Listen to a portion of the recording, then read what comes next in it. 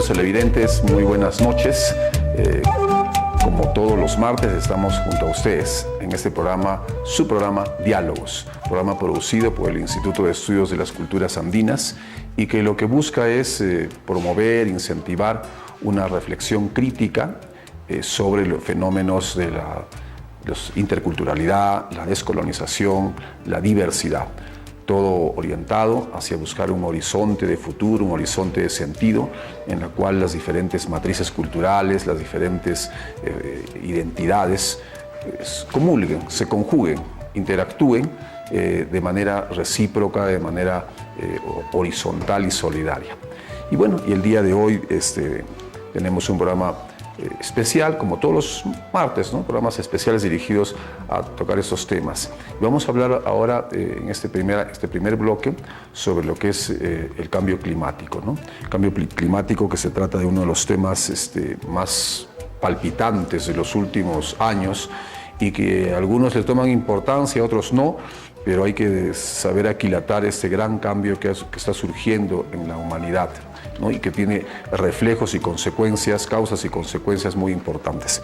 Para eso vamos a estar con Yuri Coila-Choque. Él es un especialista en este campo y bueno, le damos la bienvenida y la muy buenas noches. Yuri, buenas noches. Buenas noches. Gracias por la oportunidad y en estas fechas tan especial que se también conmemora el Día Mundial del Ambiente, ¿no?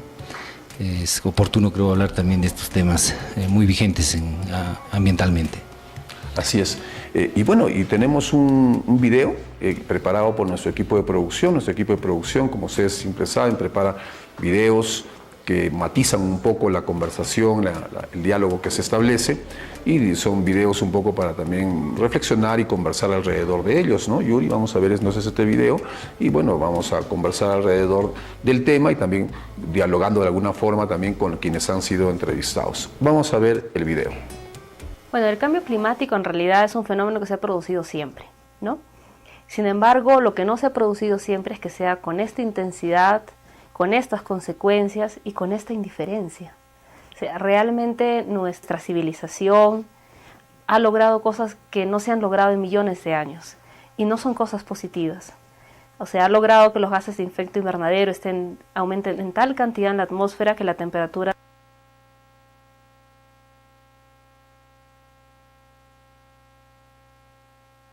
van a quedar en periodos de hambruna, de sequía o en otros casos de excesivas precipitaciones descontroladas, y el Perú es uno de esos países. En el aspecto pecuario, por ejemplo, un cambio climático nos indica de que se están secando las fuentes de agua, no hay alimento para los animales, no hay producción y no hay ingreso económico. O sea, y el poblador necesita vivir de su ganado. Por ejemplo, en los cultivos andinos, papa, quinoa, habas, cada vez tienen más plagas.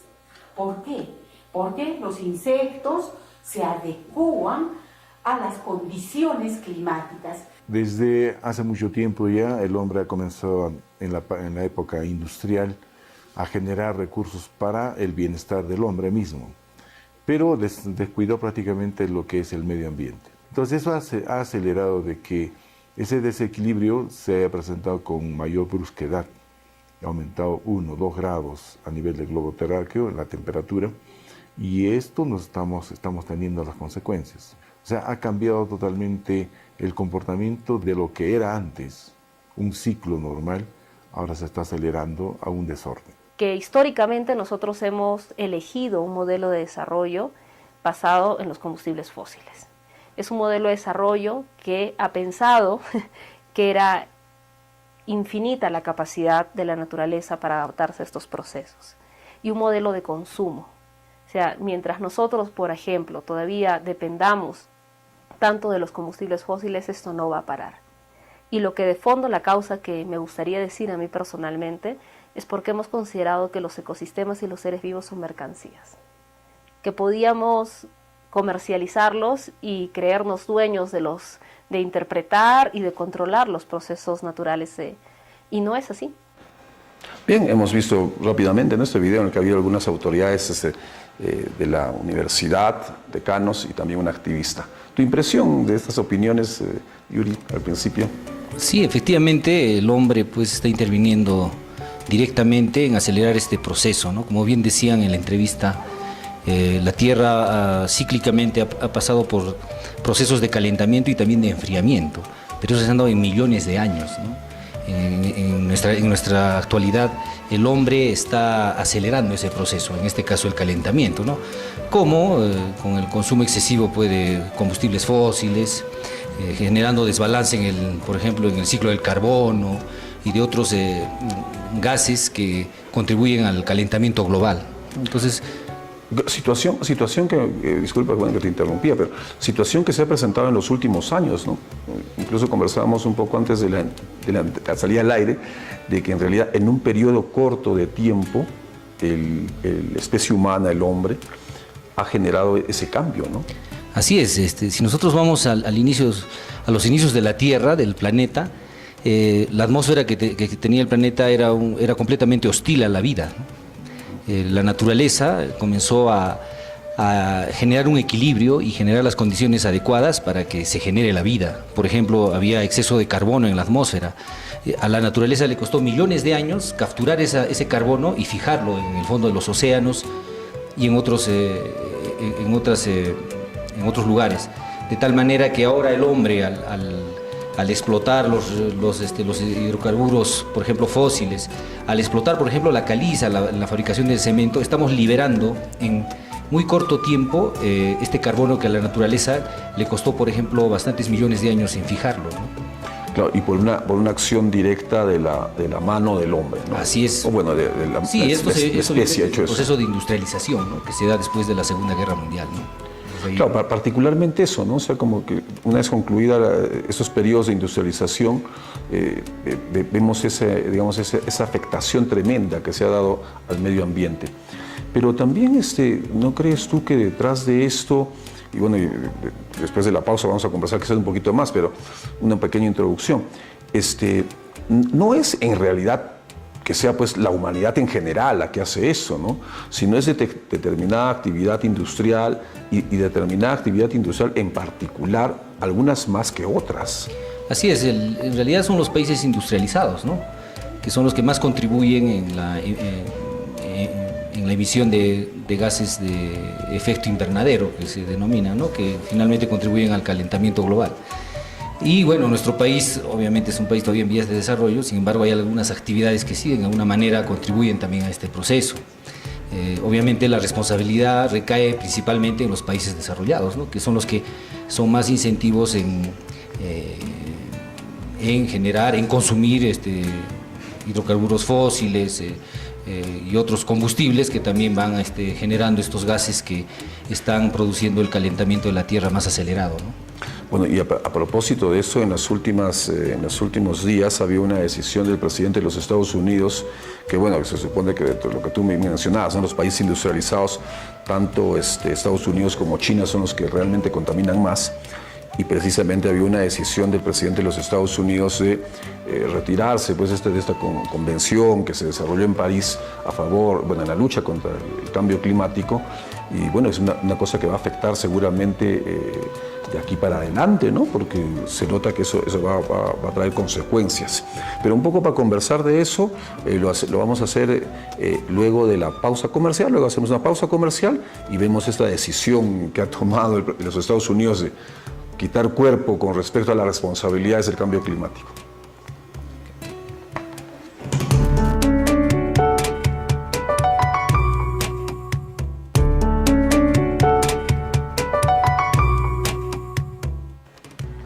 Bien, regresamos con ustedes y seguimos conversando sobre el cambio climático con Yuri Coila. Él nos está acompañando para dialogar sobre este tema importantísimo, ¿no? Ya habíamos visto algunas entrevistas y habíamos visto una primera entrada al tema y yo te proponía un poco a la parte política, ¿no? Los grandes países, esta última decisión que ha tenido mucha resonancia periodística en el que los Estados Unidos se retira, digamos, de responsabilidades ante el cambio climático. ¿Qué impresión te da esas cosas así de la política internacional al respecto? Sí, definitivamente los países desarrollados, industrializados, obviamente no les les conviene, ¿no?, participar de este tipo de compromisos, ¿no?, que se van firmando en todo el planeta, porque justamente limita sus actividades, ¿no?, las actividades que ellos tienen, que son con beneficios obviamente económicos, ¿no? Entonces ellos nunca van a estar de acuerdo o por lo menos van a siempre cuestionar estos acuerdos que se van tomando a nivel mundial. En algún momento, en la década pasada, hubo toda una corriente, ¿no?, que hizo que muchos países desarrollados ingresen, por ejemplo, al protocolo de Kioto, ¿no? Inclusive Rusia, ¿no?, se celebró bastante el ingreso de Rusia, pero ahora este país es el que también cuestiona todo esto. Entonces, inclusive hay científicos o investigadores que establecen de que el calentamiento global en realidad no existe, ¿no?, por ejemplo, ¿no? O sea, tiene sus propias hipótesis, por ejemplo. Entonces, pero todo esto está en el marco, obviamente, de un tema económico, ¿no?, a nivel mundial, y las grandes, obviamente, empresas, industrias no quieren asumir las responsabilidades que se les exigen este tipo de convenios, ¿no? Porque como que la parte política es la herramienta de poderes que están detrás, ¿no?, que son realmente las grandes corporaciones internacionales de explotación de recursos de recursos de diferente, especialmente los carburos, ¿no?, hidrocarburos. Bueno, entonces vemos eso, ¿no?, que hay detrás son los grandes intereses. Y un poco yéndonos hacia las consecuencias, ¿no? Hay consecuencias inmediatas del cambio climático que las vemos con todas estas modificaciones y desastres que hay a nivel global. Hay consecuencias actuales que las vivimos y también podría haber consecuencias hacia un mediano o largo plazo. Yuri. Sí, lo que se le atribuye justamente al cambio climático, principalmente a lo que es el calentamiento en algunos lugares del planeta, es justamente lo que estamos viviendo actualmente, ¿no?, con los fenómenos climáticos que hemos vivido recientemente en este verano, por ejemplo, ¿no? Inclusive ahora, ¿no?, precipitaciones en épocas en que no es usual que existan precipitaciones, que ya son consecuencias o rezagos del fenómeno que hemos vivido en este verano, por ejemplo. El tema de lo que ha ocurrido en el norte del país con el tema de las lluvias abundantes que han habido y que ha traído como consecuencias afectación a la población. Eso es una muestra más de lo que se podría decir hay un cambio, pues, en el clima, ¿no?, a nivel global. No solamente esto ocurre en Sudamérica, sino esto ocurre en otros lugares del planeta, ¿no? Y digamos, eso es lo que vemos ahora, y lo que veríamos, digamos, de no haber grandes modificaciones o de tipo político, de tipo de conciencia ambiental en el futuro. ¿Se va a mantener lo mismo? ¿Se puede agudizar? ¿Cómo es el panorama hacia el futuro? Según las predicciones que han hecho muchos investigadores, es que se va a agudizar, ¿no? O sea, es más, algunos se atreven a decir que esto ya es irreversible, que no hay marcha atrás, porque ya prácticamente el tiempo que teníamos como para poder corregir las cosas ya pasó, ¿no? Entonces estamos ya prácticamente rumbo a algo que ya, pues, es algo irreversible, como decía, ¿no? Pero bueno, yo creo que todavía este cambio de actitud depende de todos nosotros, ¿no? Tendríamos que empezar desde nosotros mismos a cambiar en muchos aspectos, ¿no? Porque en la actividad diaria de cada uno de nosotros contribuimos de alguna manera a la contaminación, y en algunos casos esta contaminación afecta, ¿no?, o contribuye al calentamiento global. Entonces yo creo que tendríamos que empezar de nosotros mismos, creo, ¿no?, para poder generar ese cambio, y eso es lo que todavía no ocurre en nuestro país. Falta todavía ese tema educativo, de conciencia, de sensibilización, para poder también desde nuestro lugar contribuir en alguna manera a reducir este impacto, esta huella que le estamos dejando a nuestro planeta, y bueno, algo tendremos que hacer, ¿no? O sea, tampoco podríamos ser muy apocalípticos, ¿no?, y de alguna manera contribuir en ello, ¿no?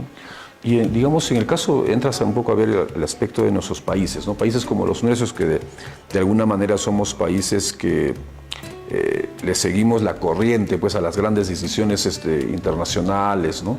No es que tengamos, digamos, una postura alternativa propia, ¿no? Siempre hay como que países como los países subdesarrollados le siguen, le continúan a las grandes decisiones. En ese sentido, hablar, digamos, de políticas a nivel, digamos, nacional que se diseñen políticas o que se sigan políticas medioambientales para un poco paliar el asunto del cambio climático. ¿Cómo es ese panorama en cuanto a la política pública peruana? ¿Hay cosas establecidas en el terreno educativo, en el terreno social? ¿Cómo estamos en ese panorama? Sí, en el Perú, desde la creación del CONAM, ¿no?, la Comisión Nacional Ambiental, en la década pasada, ya hay políticas nacionales, ¿no?, en materia ambiental. Luego se crea el MINAM, el Ministerio del Ambiente, y otras entidades más que tienen que ver inclusive con el tema de fiscalización ambiental, por el tema de control principalmente, ¿no? Y sí, el Perú a nivel de Sudamérica es uno de los países que ha promovido la implementación de políticas, ¿no? Inclusive ha sido sede de eventos internacionales donde se han tomado decisiones importantes en materia ambiental, ¿no? Y algunas autoridades inclusive que han participado en estos procesos ahora están en instancias, ¿no?, supranacionales, en fin, asumiendo y decidiendo, ¿no?, el futuro de muchas políticas, inclusive ya mundiales. Entonces sí, estamos en un buen camino, hemos avanzado, pero no es todo lo que se puede hacer. Yo pienso que hay más por hacer. El tema educativo es fundamental. El Ministerio del Ambiente tiene varios programas en este sentido, pero que recién se van a implementar. Ya cuentan con presupuesto para poder hacerlo, y eso se va a ver ya a futuro, ¿no? El país creo que se está preparando para ello, y estamos aprendiendo al caminar, ¿no? Porque en realidad a nivel sudamericano no existe antecedentes. Entonces el Perú está en alguna medida siendo precursor en este tema, ¿no? Bueno, es importante, ¿no?, que siempre que el Perú tome ese tipo de decisión, que esté un poco alineado dentro del campo del otro lado, ¿no?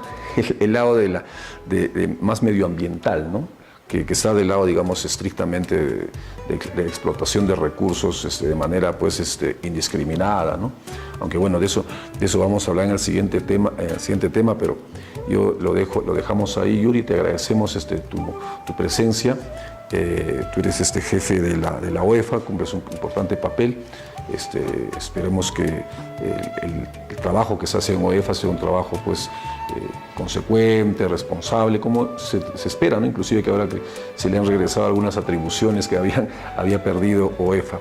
Bien, muchísimas gracias, Yuri, y de esta manera también llegamos a la finalización de este segmento, de este bloque, porque tenemos otro segmento en el cual vamos a conversar sobre el medio ambiente y minería. Así es que hacemos una pausa comercial y regresamos con nuestro siguiente segmento.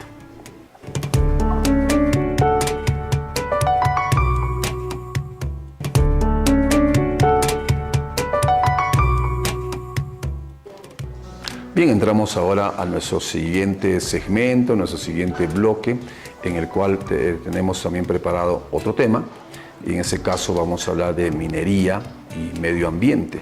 Bueno, y a propósito, pues, alrededor de todas estas fechas que ha habido con conmemoración del Día del Medio Ambiente, hemos preparado este programa en el cual estamos tocando aspectos vinculados directamente al medio ambiente, ¿no? Y ahora va a ser con respecto a minería y medio ambiente. Se encuentra con nosotros el biólogo Ángel Canales. Él es profesor universitario y un especialista en este campo, para que un poco conversemos sobre esta relación, esta ecuación media extraña y media a veces crítica entre minería y medio ambiente. Ángel, buenas noches. Buenas noches. Bueno, nuevamente aquí estamos para tocar estos temas, ¿no?, de la minería y medio ambiente. Pues a nivel de país tenemos 51 actividades mineras a nivel nacional, de las cuales, bueno, tenemos en la región del sur, en Arequipa, Puno, Moquegua, Cusco, 24. En Puno específicamente tenemos 4 actividades, ¿no?, mineras nuevas que están, digamos, ubicadas en Ollachea. Es la empresa Coricuyo, es para la extracción del oro. Luego tenemos Corani, que es plata. Bofedal 2, que está en la provincia de Melgar, estaño. Y pues esos serían Santana, que es la que está ahí en Chucuito. Entonces tenemos 4, digamos, actividades que prometen, digamos, explotar diferentes minerales que pudieran, digamos, favorecer la región de Puno, siempre en cuando que se tenga pues esta responsabilidad ambiental, social, ¿no? En una minería responsable. Claro, de eso se trata, ¿no? Porque en realidad no es que la minería tampoco pues que desaparezca, ¿no? Claro. Al 101%, sino que la que tuviese que existir, que exista, pero con altos niveles de responsabilidad, ¿no? Claro. Esa es la idea, ¿no? Esa es muy bien como lo indicas, ¿no? Esa debe ser la orientación. Bueno, Ángel, te invito a que veamos también, el equipo de producción ha preparado un video con algunas entrevistas un poco para matizar y que dialoguen también con nosotros, los entrevistados que están editados, grabados, y vamos inmediatamente a escuchar estas entrevistas sobre minería y medio ambiente.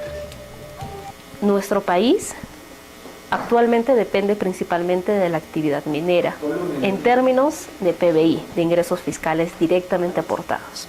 Sin embargo, la minería nos podría generar para generar programas sociales a corto y mediano plazo, pero no nos ofrece posibilidad de futuro porque está poniendo en riesgo con ecosistemas que no han tardado ni 10, ni 100, ni 500, sino miles de años en formarse.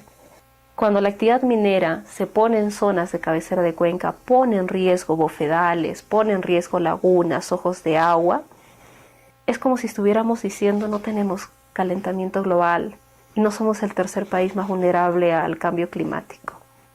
Es como si estuviéramos hablando de un país que estuviera fuera de este planeta. Toda actividad minera necesita agua, necesita mucha agua para extraer el mineral. Entonces, el año pasado, por ejemplo, en Espinar se ha sufrido estrés hídrico, o sea, no ha habido agua en una temporada. El río Cañipía, la parte centro de la cuenca, se ha secado, ¿no? Esta cuenca nunca se había secado y ha pasado ahora que no había agua para irrigación en la zona agrícola. Esto se va a agudizar, creo, más, porque en efecto el cambio climático empieza también a surtir efecto en esos territorios, porque empieza a haber menos agua, más sequía, los cambios climatológicos ya no son iguales, las lluvias ya no duran el tiempo que duraban antes, en fin, ha habido todo un cambio, digamos, en el territorio, y eso está afectando pues a las comunidades y va a afectar. Creo que el uso, la gestión del agua va a ser un tema que hay que empezar a discutir para más adelante, porque ellos quieren aprovechar del momento, pero no ven a futuro que sus hijos o sus nietos o su descendencia va a ser lo que va a ser castigado por la minería contaminante. Ya sabemos de que esta contaminación va a llevar diferentes problemas, de salud principalmente. Sabemos que la información y la educación constituyen poder, ¿verdad? Entonces, se debe incidir en eso, capacitar, inducir, formar a las personas, ya que hablamos de industrias extractivas, la minería informal y ilegal en la región de Puno, fortalezcamos las capacidades de la gente que vive de esto, que se dedica a esta actividad ancestralmente incluso, y fortaleciendo esta capacidad vamos a lograr tener un gran avance en cuanto a la preservación de nuestro medio ambiente. Bien, hemos visto algunas intervenciones con respecto a el tema, ¿no? Ese segundo tema que estamos desarrollando de minería y medio ambiente. Ángel, tu primera impresión de estas opiniones, ¿no?, que han aparecido. Sí, yo creo que uno de los conflictos pues, es con respecto al uso de agua, ¿no? A nivel nacional tenemos 212 conflictos que están activos y en la región de Puno debe estar ahí quizás unos 20, algo así, pero a nivel nacional es la cantidad de 212 conflictos, muchas de las cuales son por la actividad minera, ¿no? Porque allí hay comunidades que no están de acuerdo con la presencia de la empresa minera, porque allí ellos cuidan mucho el agua, ¿no? Los ríos, los lagos, y la actividad minera tiene dentro de sus procesos el uso del agua, ¿sí? Y entonces a veces ese es el riesgo de las comunidades que dicen, pues, si hay una actividad minera, lo que va a hacer es contaminar los ríos, los lagos, ¿no? Pero lo que queremos justamente es que allí el cuidado, ¿no?, bastante importante de una gestión ambiental en cuanto al uso del agua, ¿no? Tenemos aquí la experiencia de toda la cuenca del río Ramis contaminada por una minería informal. Pero no solamente la minería informal, ¿no? Tenemos también algunas empresas mineras que son formales no tiene, digamos, esta responsabilidad ambiental en cuanto al manejo eficiente del agua, ¿no? Y muchas cuencas también están siendo contaminadas por los relaves mineros, ¿no? Actualmente no hay, digamos, una tecnología eficiente para el tratamiento de los relaves mineros. Simplemente muchas empresas mineras lo que están haciendo es almacenar gran cantidad de relaves mineros, ¿no? Lo que demostraría, digamos, eso último que acabas de decir, que tecnológicamente es bastante complicado que la minería tenga pues una cero contaminación, ¿no? Ajá, exactamente, sí, eso pues no ocurre, no hay una empresa minera donde pues todo esté controlado, ¿no? Por ejemplo, los relaves mineros, si bien es cierto que pueden disminuir hasta un cierto límite, ¿no?, permisible, digamos, la cantidad de metales pesados, pero ahí está la contaminación, ¿no? Entonces se requiere una combinación de tecnologías. Muchas empresas mineras están utilizando, por ejemplo, algunas bacterias, ¿no?, para hacer un tratamiento de sus relaves mineros, algunos elementos químicos, pero siempre hay un subproducto, ¿no?, que está contaminando, digamos, el suelo, el agua, el aire. Entonces, la empresa minera, pues no hay una empresa minera donde haya cero contaminación, ¿no? Bueno, aparte que a veces lo dicen, ¿no?, que claro, ellos son cero contaminación. Cero contaminación, y algunos inclusive ni siquiera están, digamos, respetando sus estudios de impacto ambiental, que es una herramienta grave, ¿no?, importante, ¿no? Porque allí está todas las acciones, las actividades, las responsabilidades que debe tener una empresa minera, ¿no? Cuántas veces se debe hacer el monitoreo participativo de la calidad del agua, del aire, cómo estamos ahí con la calidad del suelo, ¿no? Y a veces no se cumple, ¿no?, este estudio de impacto ambiental, y por eso hay cierto conflicto con las comunidades, ¿no?, de que pues escuchan que va a ser la empresa minera, bueno, dicen no queremos, ¿no? Pero realmente a veces hay que hacer comprender de que queremos, digamos, el desarrollo del país porque aporta, ¿no?, en la economía, ¿no?, nacional, digamos, la empresa minera. Pero también tenemos que cuidar, ¿no?, los recursos naturales que tenemos en la zona, ¿no? Queremos una minería ambientalmente responsable. Así es. Bien, vamos a seguir conversando, ¿no? El tema de minería y medio ambiente es muy importante, este asunto que bien mencionabas, ¿no?, que las comunidades tienen ese reparo, ¿no?, porque saben que minería, quiera sea o no, hay un alto nivel, alto, regular o medio, pero hay contaminación. Hacemos una pausa comercial y retornamos para seguir hablando sobre minería y medio ambiente.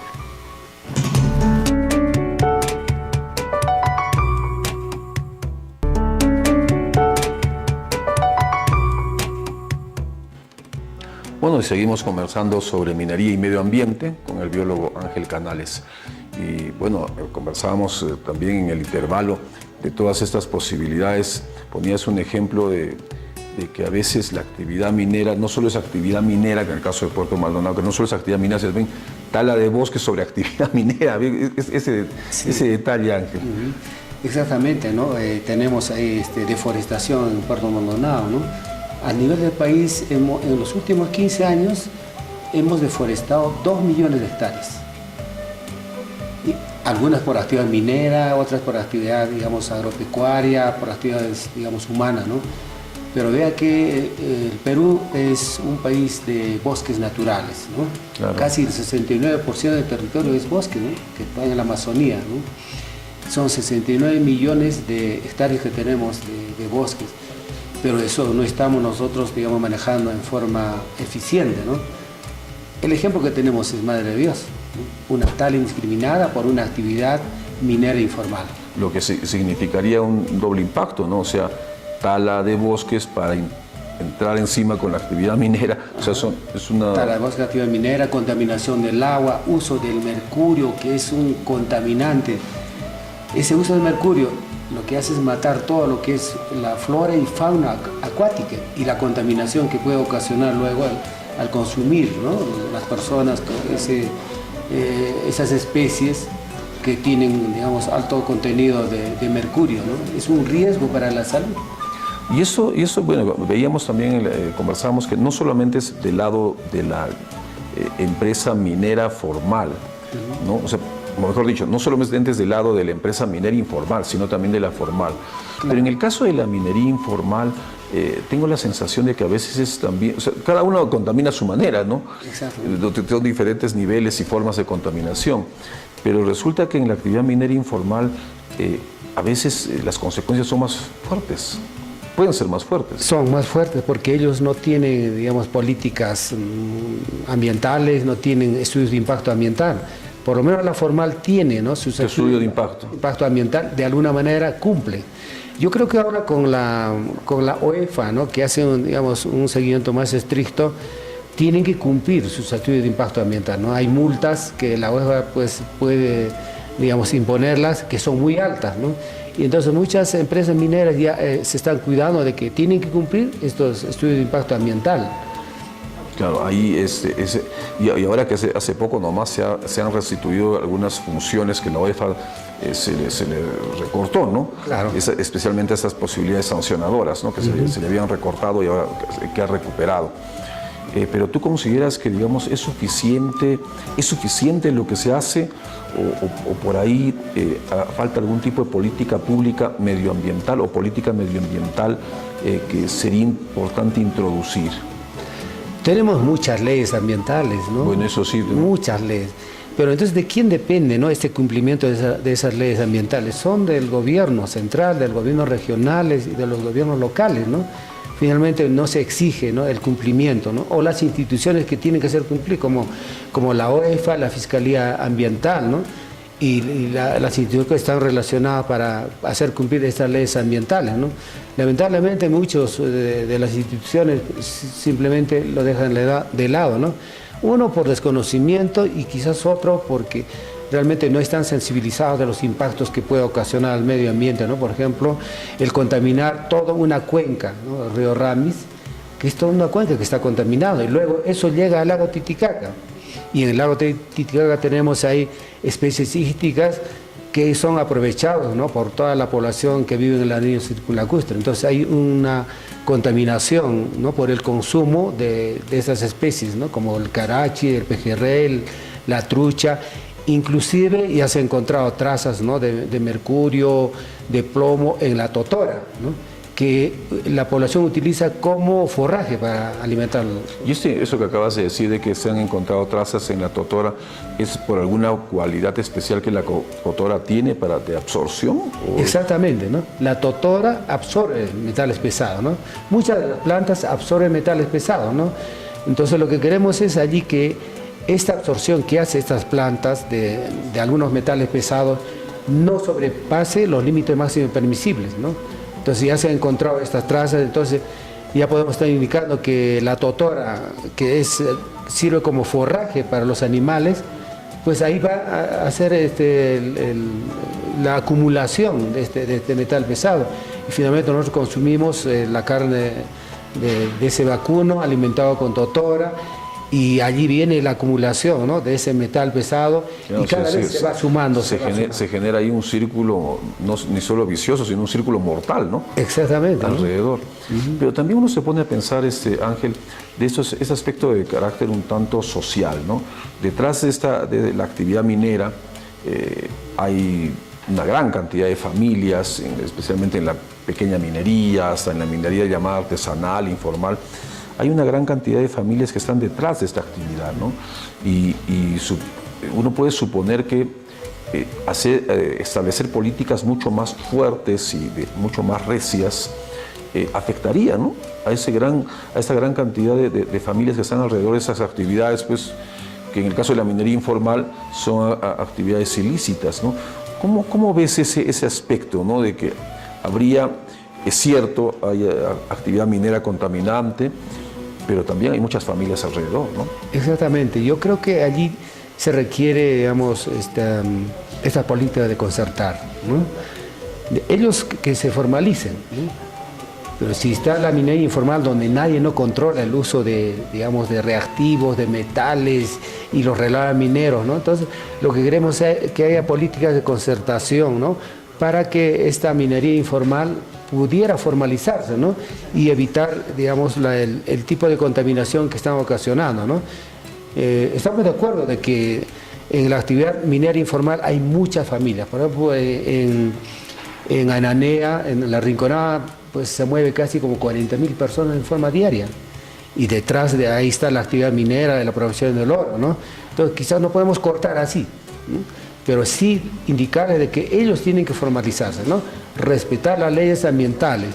Y entonces allí podemos disminuir, quizás no desaparecer, ¿no?, los impactos que están ocasionando, pero por lo menos disminuir a los límites máximos permisibles, ¿no?, digamos, de contaminación por metales pesados, contaminación del suelo, del agua, del aire, ¿no?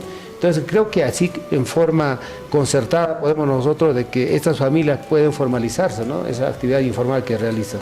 Claro, un poco ir hacia la concertación, a una gestión de concertación, ¿no? Porque en realidad uno también se pone a pensar que alrededor de la actividad minera hay una gran cantidad, un sector incluso social, humano, familias, etcétera, que es cierto, que están fuera de la ley, ¿no? Que están fuera de la ley. Bueno, estamos de esta manera, pues llegamos al punto final. Siempre el tiempo en televisión es tirano. Uno desearía tener el tiempo más grande del mundo para poder desarrollar temas, pero hacemos todo lo posible para que en ese corto tiempo podamos conversar. Agradecemos a Ángel Canales, biólogo, destacado profesor universitario, su participación el día de hoy, que no sea la primera vez, Ángel, porque nuestro programa es un programa orientado hacia medio ambiente, tierra, territorio, gestión del agua, ¿no?, que siempre está presente. Bien, estamos de esta forma llegando al punto final y recordarles que IDECA desarrolla un diplomado de género con perspectiva decolonial, y las inscripciones se encuentran en la dirección, ¿no?, de www.ideca.org.p. IDECA Perú, una institución dedicada como su nombre lo dice, ¿no?, Instituto de Estudios de las Culturas Andinas. Y estamos con este diplomado de género desde la perspectiva decolonial. Y el día de mañana a las 9:30 en Radio Pachamama, el programa Hablemos de Nuestro Mundo, un programa también dedicado a generar esta reflexión crítica sobre asuntos de diversidad cultural, tendientes, ¿no?, a establecer o llegar a un horizonte de sentido, como se dice, sobre la integración de las matrices culturales, ¿no? Una sociedad como la nuestra, no solo en el caso de Puno, sino a nivel de todo nuestro país, donde hay diferentes matrices culturales, y esas matrices culturales deben dialogar, deben respetarse, y cada una dando lo mejor de sí para la construcción del futuro de nuestro país. Así es que mañana a las 9:30 hablemos de nuestro mundo en Radio Pachamama. De esta manera llegamos al punto final de su programa Diálogos por TV UNA, y nos vemos la próxima semana, el próximo martes a las 8 de la noche.